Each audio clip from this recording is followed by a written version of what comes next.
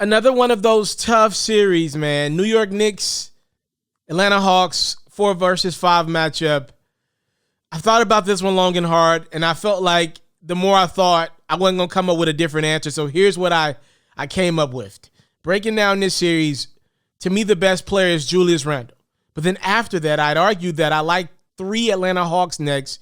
When you bring in Bogdanovich, when you bring in, obviously, Trae Young is the second best player in the series, and then, obviously, John Collins is a guy that I really like. I've had the opportunity to meet John Collins and talk to him. Really good dude, and he put that work in. I like a lot of pieces for Atlanta. Don't love a lot of them, but I like a lot of them. With the Knicks, I'm not a big R.J. Barrett guy today. I don't love his game today. I think he's still trying to find his way in the league. And then, obviously, when you bring in a talent like Julius Randle, I think Randle should be the guy this year.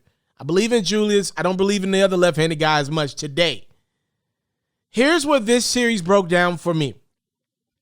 What is more dependable? And I know Julius Randle's going to put up big numbers, and I know Trae Young's going to likely put up big numbers. But what do I count on next? And there's a combination here that a lot of people are not talking about. It's almost like a second chance at life that's happened for a 6-man, which I think by the end of this series, Derrick Rose will be starting, and his former head coach, now head coach again, in Tom Thibodeau. I think this is a great opportunity for Thibodeau and Rose to get a little bit of what they created about 8-9 years ago in Chicago. Again, is Derrick Rose one of the 3 best players in the league today? No, he's not.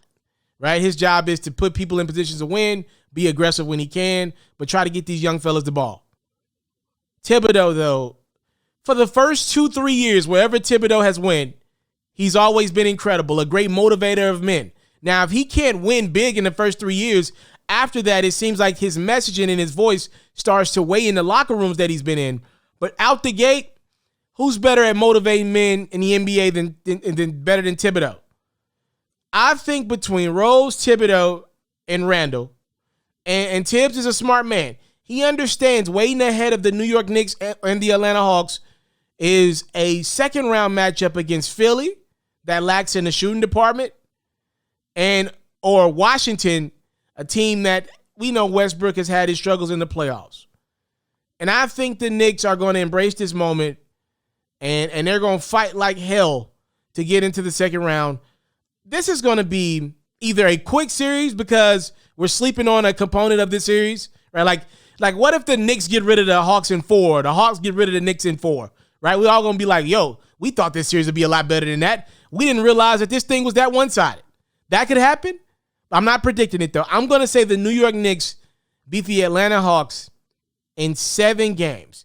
A lot of scoring in this series, not a lot of great defense. This series is going to feel a lot better at points because we got teams that ain't going to lock in on defense and play a lot of defense. And I know the Knicks were good in the regular season at playing defense.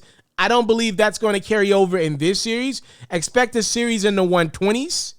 And I think when it's all said and done, that New York market will get a big-time win.